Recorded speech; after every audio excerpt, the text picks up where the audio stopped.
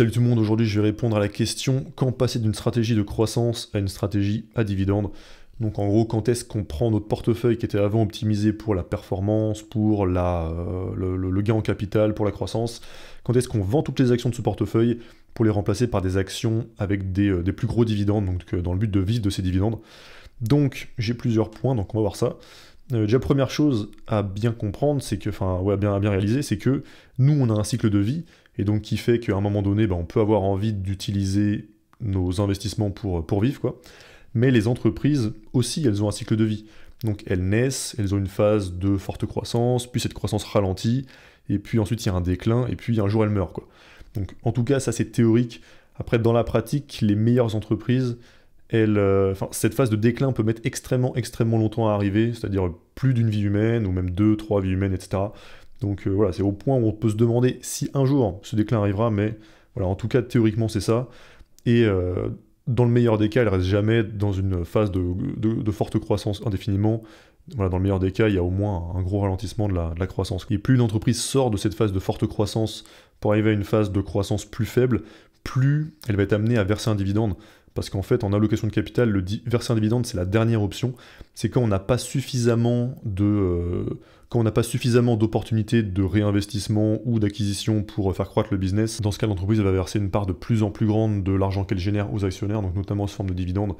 Et donc, pour bien comprendre la conséquence concrète de ça, on va prendre deux exemples. Donc, ici, j'ai demandé à ChatGPT de considérer l'entreprise A et l'entreprise B, avec les hypothèses suivantes. Donc déjà, en année 0, ces deux actions sont à un prix de 100 $. L'entreprise A, ça va être l'entreprise à faible croissance, mais avec un bon dividende dès le début. Et l'entreprise B, ça va être l'entreprise avec une bonne croissance qui commence à verser un dividende seulement au bout de 20 ans. Et voilà, l'entreprise A, 100 $. Croissance du cours de l'action, j'ai considéré 6% par an sur les 30 ans. J'ai fait un exemple simplifié. Le dividende, c'est un dividende de 3% dès l'année 1, et qui reste à 3% tout le long. Et ce dividende, je le fais aussi croître à 6% par an, donc comme le cours de l'action. On considère qu'il n'y a pas de changement de valorisation pour simplifier, les dividendes sont réinvestis et un horizon de 30 ans. Et pour l'entreprise B, donc elle est à 100 $ au début, avec une croissance du cours de 12% par an, un dividende qui est au début à 0%, et qui a un dividende de 1% à partir de l'année 20, et ce dividende ensuite va aussi croître de 12% par an, comme le cours de l'action. Donc de l'année 0 à l'année 20, pas de dividende. En année 20, un dividende de 1% qui ensuite croît de 12% par an sur les 10 années restantes. Et ensuite, valorisation constante aussi, dividende réinvesti aussi, et horizon d'investissement de 30 ans aussi. Donc là, l'idée, c'est de voir entre l'entreprise A et l'entreprise B, laquelle verse le plus gros dividende au bout de 30 ans. Est-ce que c'est l'entreprise, entre guillemets, à dividende, ou est-ce que c'est l'entreprise, entre guillemets, de croissance? Donc si on regarde les résultats, donc déjà le prix de l'action en année 30, donc la première, elle prend 6% par an, l'autre prend 12%. Donc là, c'est pas trop étonnant, hein, l'entreprise B nous aura bien plus fait croître notre capital. Donc ça, ok, on est dans un cas à 574, donc on a fait x 5,7, dans l'autre cas, on a fait un x 30. Et ce qui nous intéresse surtout maintenant, c'est le dividende.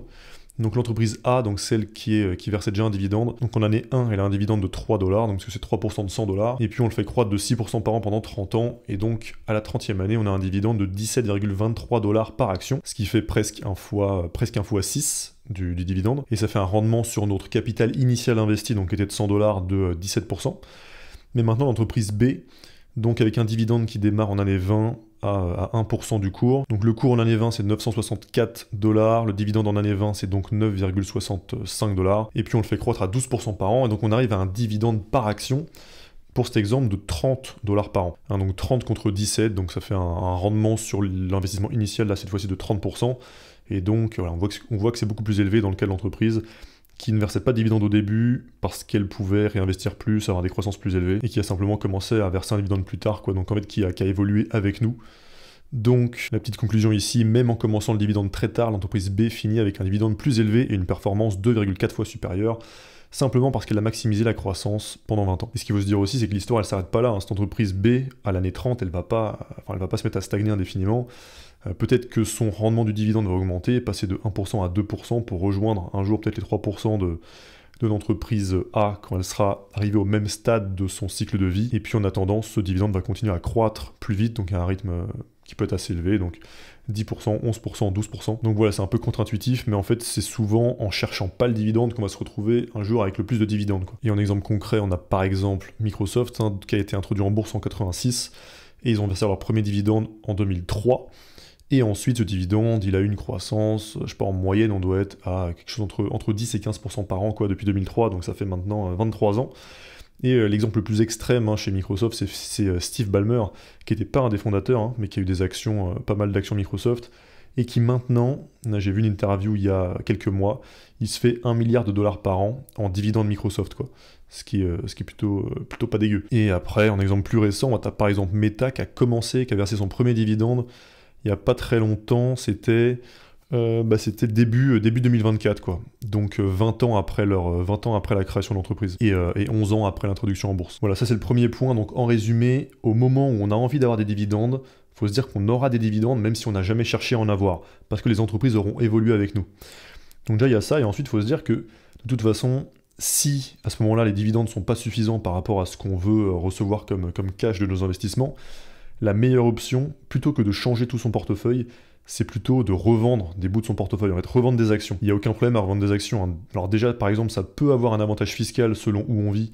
Il y a pas mal de pays où, en fait, ils taxent les dividendes, mais ils taxent pas les plus-values. Déjà, mais même sans ça, c'est un risque de totalement changer son portefeuille, qui contenait avant des entreprises qu'on connaît bien, donc on avait potentiellement depuis très longtemps, parmi elles des entreprises qui étaient des entreprises gagnantes, et qui donc ont tendance à rester des entreprises gagnantes pendant longtemps, quoi. Par défaut, il y a plutôt un effet d'inertie que de changements drastiques. Et donc en changeant tout son portefeuille d'un coup comme ça, il y a vraiment des grandes chances de faire des conneries. Et puis en plus, surtout, si on cible des entreprises, entre guillemets, à dividendes, je sais pas cette expression, mais on a des gros risques de se retrouver avec des entreprises qui sont de bien moins bonne qualité, un peu des entreprises de merde par rapport à ce qu'on avait avant. Donc voilà, l'option de vendre des actions de notre portefeuille, c'est bien mieux que de changer tout son portefeuille pour aller acheter des actions à dividendes, quoi. Après, le troisième point, c'est que je déteste cette idée comme quoi il y aurait un âge pour arrêter de croître, quoi. C'est-à-dire un moment donné où tu te dis, ça y est, maintenant, c'est terminé, je suis investisseur retraité, et j'encaisse mes dividendes et je vais jouer au golf, quoi. Moi, ça me déprime. En fait, je fais les efforts aujourd'hui pour être au top de ma forme à 70 ans, parce que j'ai encore envie de faire des choses intéressantes quand j'aurai 70 ans, et y compris m'amuser avec l'investissement, quoi.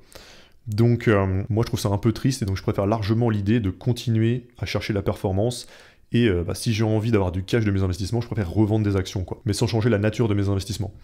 Donc concrètement, qu'est-ce que je ferais? Ce serait plus quelque chose qui se rapproche finalement de la règle des 4%, quoi. Donc après je m'occupe pas trop de cette règle, parce que en fait en réalité je sais que j'aurais... En tout cas, aujourd'hui, je ne m'imagine pas arrêter d'avoir une activité rémunératrice dans ma vie, quoi. Enfin, comme je disais juste avant, pour moi, ça n'a pas de sens, cette idée qu'à un moment donné, on s'arrête, quoi. L'idée, c'est de faire ce qu'on aime jusqu'au dernier jour, et donc, très probablement que dans ce que j'aurai envie de faire, il y aura une activité qui rapporte de l'argent, quoi. Parce que souvent, ça implique de la création, et souvent, la création rapporte de l'argent d'une manière ou d'une autre, quoi. Donc, je m'occupe pas des règles des 4%, 3% et tout ça, en fait, je verrai à ce moment-là en fonction de ce que j'ai, quoi. Mais voilà, en tout cas, dans l'idée, la règle des 4%, c'est beaucoup plus pertinent que l'idée de passer à un portefeuille dividende, quoi. Donc en conclusion, pour répondre à la question, quand passer d'une stratégie de croissance à une stratégie à dividende, ma réponse, c'est jamais. Et puis je rappelle que vous pouvez récupérer ma checklist d'investissement avec tous les critères que je regarde pour choisir les actions dans lesquelles j'investis en cliquant sur le premier lien en description et puis sur le bouton qui s'affiche au milieu de l'écran. Et à plus!